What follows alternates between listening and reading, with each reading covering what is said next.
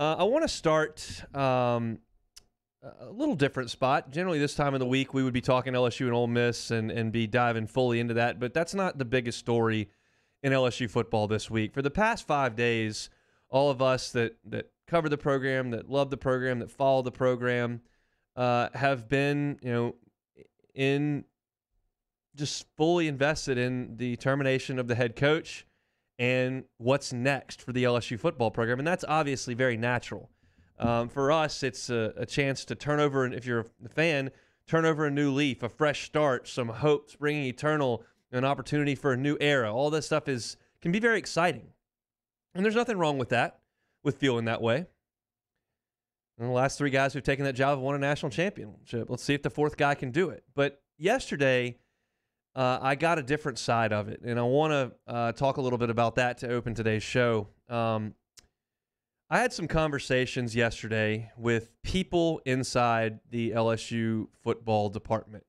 Various positions, roles, pay grades, tenure length, various people involved in LSU football. And twice, the word fired was brought up.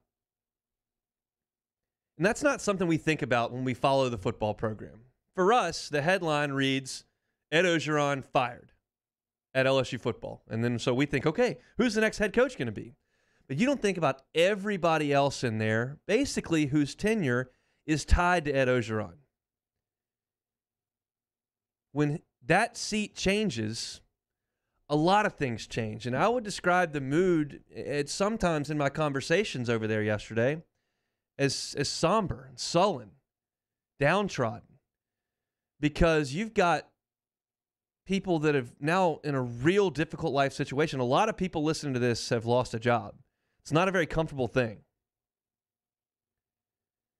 But life goes on and it makes things tough. I mean, Ed Orgeron is obviously very disappointed that his time as the head coach at LSU is ending because this is a dream job for him.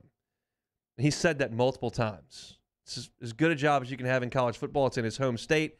He loves it here. And he's going to be disappointed that his time is up. And there's no doubt about that.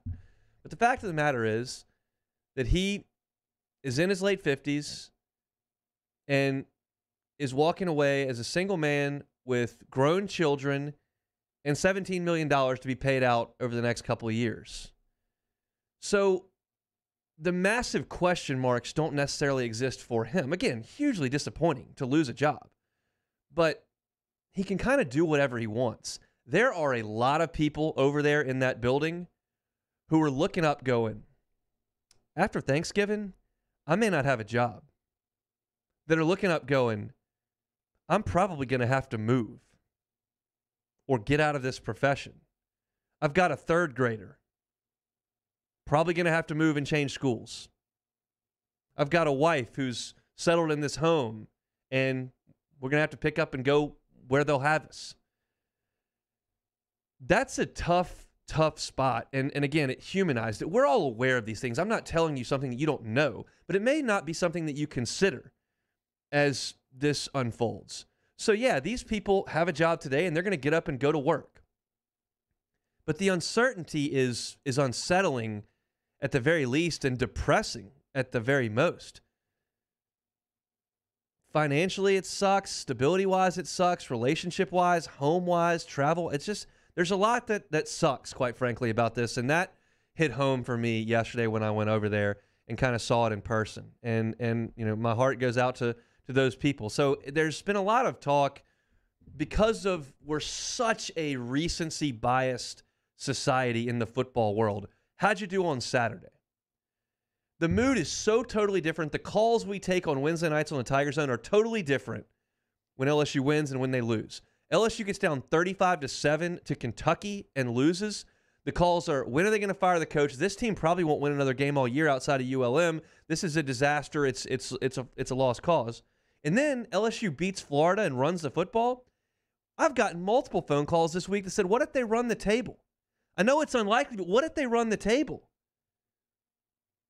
How do you go from those two extremes in one phone call? And I bring this up just to say, it's going to be a difficult run through the rest of this season for everybody in that building. For the players who don't know who their next coach is going to be or next position coach is going to be, whose recruiting promises are being taken out the window with their head coach.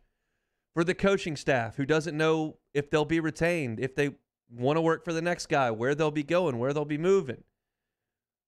And you've got to all the while keep it together and try to win football games. I don't think that effort is going to be an issue once the guys get out on the field.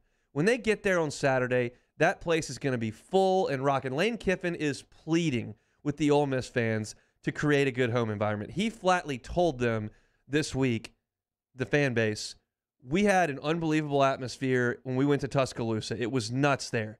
And we went to Knoxville, and it was nuts there. I'm notwithstanding throwing golf balls and mustard bottles. I get that, not exactly what you're talking about. But there was such a great environment in those places, and we can do that here. Let's do it, which means we haven't done that. I've been here for a few home games in a non-COVID year, and we have not created the energy that everybody else is in the league. They're going to come out in a huge bolt of energy in that stadium, and I think LSU will play hard. It's just the weeks that are going to be difficult on this team to stay focused. There are a lot of different angles to look at it. One, how big a competitor are you? How much do you want to win? How committed are you to being a professional, if you're a staff member in there, to putting out the best product you possibly can every single day? Two is, are you working towards your next job? Are you trying to create a resume? Because I think Durante Jones and Jake Peets were given this opportunity. It's difficult to imagine a new head coach coming in and keeping those guys in their positions as coordinators because they've never done it before. This would be their first year. That's tough. It's not impossible, but it's tough to see. So those two guys, what can they do over the last 2 months to ensure that people notice them and people realize, yeah, this is a job they can definitely do? They're trying to prove themselves. So that's another angle that you can look at here. But the uncertainty and the gloominess just kind of stood out to me. And I think that that's going to be difficult to shake over the last couple of years. I think there will be some weeks that are better than others. Certainly winning games in a football office, it changes the entire tenor of things, just like it does in the fan base. So if they can go win a game, man, you start to feel pretty good, going into the bye. It's a little bit, it takes something off. You start to lose and you realize the end is near. Things can unravel pretty quickly. So again, I said after the Kentucky game that I thought LSU had enough talent that they would stay in some games. So those that were forecasting that LSU would have no chance the rest of the way because they can't run the ball and they're losing games. And no, they got some talent. They figured it out last year, and they did it again against Florida. But I think those who think that they've got this thing figured out and the ship is totally righted and they're going to run off a bunch of wins, I'm not necessarily there either. I think it's going to be a tough go. I think that they'll have some weeks that are better than others. But the point of this opening segment is not necessarily to talk about the wins and losses that are coming. It's the fact that, man, these decisions that are made by high-level administration when you overturn the top of a football program affect so many people. And I saw that when I was having some conversations over at Football Ops yesterday. So, look, the best to all those guys. I told multiple guys over there, and girls actually, that I'm an alum, and there's a bunch of people like me that are supporting this group that want the Tigers to do well, want them to do well, and are going to support them throughout the next couple of months as the Tigers take the field every Saturday but one. And my sincere hope is that the listenership kind of feels that as well, and that you go out there and you support the team when they come into Tiger Stadium and realize that it's there's some things that go on outside of football, and those people are affected. So just something that I had a personal experience with that wanted to share as we open the show today.